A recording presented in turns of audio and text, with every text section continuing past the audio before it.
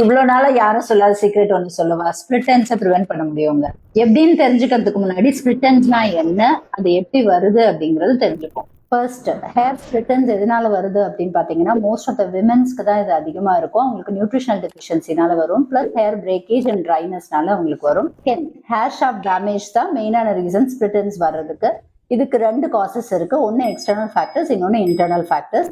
ஒரு general கேர்ல prevent பண்றது அப்படிங்கறது பாத்துக்கலாம். முதல்ல வந்து வெட் ஹேரா இருக்கும் போது ஹேர் வந்து ரொம்ப சென்சிட்டிவா இருக்கும், சாஃப்டா இருக்கும், ஃப்ரெஜைலா இருக்கும். அந்த டைம்ல நம்ம வந்து கோம் பண்றதோ இல்ல ரஃபா அதை டவல் பண்றதோ இந்த மாதிரி விஷயங்களை அவாய்ட் பண்ணிக்கணும். அது ஹேர் வெட்டா இருக்கோ இல்ல ட்ரையா இருக்கோ, எப்படி இருந்தாலும் நீங்க வந்து கம்பல்சரி உங்க ஹேரை வந்து டீடாங்கிள் பண்ணிக்கணும். நீங்க ஸ்டைல் பண்றதுக்கு முன்னாடி, கோம் பண்றதுக்கு முன்னாடி. பிளஸ் நீங்க வந்து எவ்ரி 6 to 8 weeks ஒன்ஸ் உங்களோட ஹேர் வந்து கம்பல்சரி ட்ரிம் பண்ணணும். ட்ரிம் பண்ணீங்கன்னா மட்டுமே தான் உங்களுக்கு வந்து ஸ்பிளிட் எண்ட்ஸ் வரதை நம்ம ப்ரிவென்ட் பண்ணிக்கலாம். குட் டயட் ஸ்பிளிட் எண்ட்ஸ்ல இருந்து ஹேரை ப்ரிவென்ட் பண்றதுக்கு ஹெல்ப் பண்ணும். ஸோ எக்ஸ்ட்ரா டிப்ஸ்க்கு கேப்ஷன் பாருங்க.